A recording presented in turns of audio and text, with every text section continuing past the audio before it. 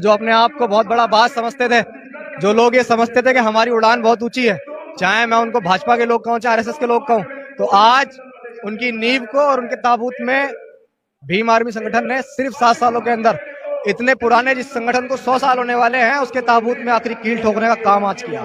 तो जो लोग ये कहते हैं ना कि ये राष्ट्र विरोधी संगठन है, तो राष्ट्र विरोधी तो वो सावरकर के पूत हैं जिसने माफी मांगी। आरएसएस के लोग कितना भी जोर लगाएं, उन्हें काम करते हुए 100 साल के करीब होने वाले हैं, लेकिन हमें स्थापना किए हुए 7 साल हुए और 7 साल में आप इस जनसैलाब को देख के ये अंदाजा लगा सकते हैं कि अभी इस बाज की उड़ान कितनी ऊंची है। और हम लोग इतना ऊंचा जाएंगे कि जो आज अपने आप को बहुत बड़ा समझ रहे हैं उनके पर जो है हम काट के फेंक देंगे।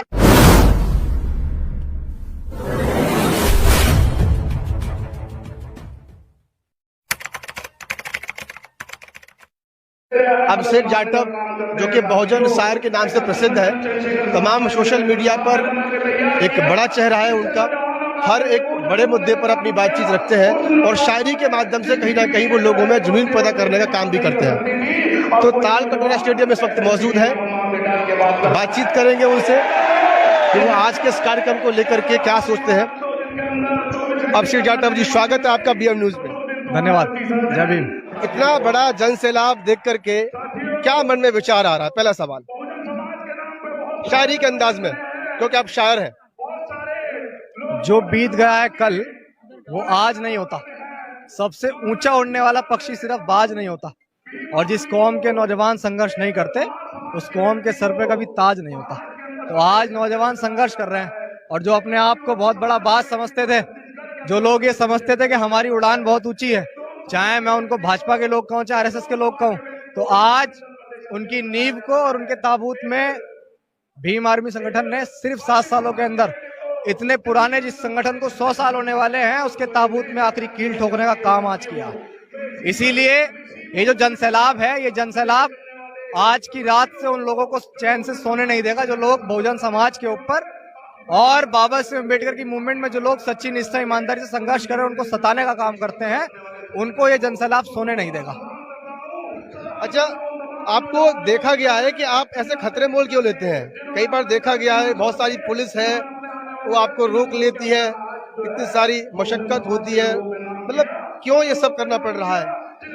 मैं ये समझता हूँ कि बहुत सारे लोग शायद अन्याय के खिलाफ बोलते नहीं हैं, लेकिन हमारे साथ ऐसा होता है कि जब समाज के साथ कहीं कुछ अन्याय होता है तो जब कोई व्यक्ति हमारे पास हमसे मदद के लिए पहुंचता है तो हम उनसे मना नहीं कर पाते हैं। अब वहां मैं समझ रहा हूं कि अभी आप हापुड़ की घटना की बात कर रहे हैं। मैं हापुड़ गया क्योंकि एक 15 साल के नाबालिग को एफआईआर में 19 साल करके उसको बड़ी जेल में डाल दिया गया, जो मैं ये समझता हूं कि संविधान के अनुसार एक दंडनीय अपराध है। मैंने तमाम लोगों के खिलाफ जो भी इसमें सम्मिलित थे, पुलिसकर्मी, उनके खिलाफ मैंने कार्रवाई की मांग की और मैं डाल के गया, क्योंकि मैं लगातार 15-20 दिन से वहां के एसएसपी साहब, एसएचओ साहब, सीओ सबसे बात कर रहा था, लेकिन शायद वो लोग हमें हल्के में समझ रहे थे। हमने एक वीडियो जारी किया, जो वीडियो रातों रात बहुत वायरल हो गया, वहां बहुत सारे लोग इकट्ठा हो गए, तो उनको ये लगा कि इसको यहाँ रोक लेना चाहिए। अब ये तो प्रशासन के लोग जाने कि वो मुझे क्यों रोकते हैं, लेकिन हमारा तो इतना है कि समाज के साथ कहीं भी शोषण, अत्याचार, जुल्म होगा, हम रुकेंगे नहीं। प्रशासन अपना काम करेगा, हम अपना काम करेंगे। अब ये डर प्रशासन के अंदर क्यों है ये हम भी नहीं जानते। अच्छा, चलिए एक आखिरी सवाल, हम आपका समय अधिक नहीं लेंगे। एक सवाल मेरा आपसे ये है कि आप देश की राजधानी में बैठे हुए हैं, ताल कटोरा स्टेडियम जो कि पूरा खचाखच भरा हुआ है।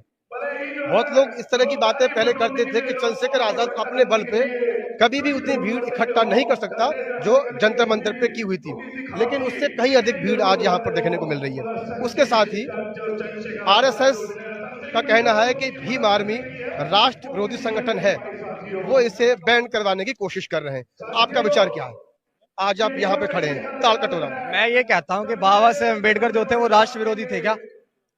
मेरा ये सवाल उन लोगों से जो बोलते हैं क्या बाबा साहेब अम्बेडकर राष्ट्र विरोधी थे?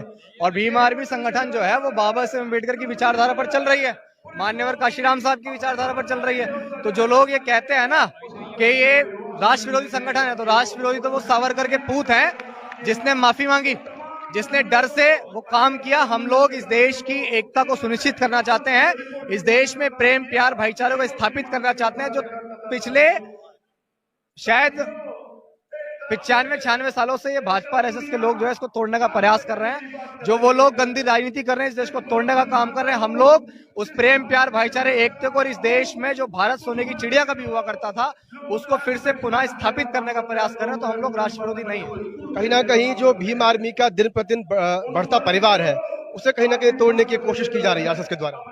मैं ये समझता हूँ कि आरएसएस के लोग कितना भी जोर लगाएं, उन्हें काम करते हुए 100 साल के करीब होने वाले हैं, लेकिन हमें स्थापना किए हुए 7 साल हुए और 7 साल में आप इस जनसैलाब को देख के ये अंदाजा लगा सकते हैं कि अभी इस बाज की उड़ान कितनी ऊंची है।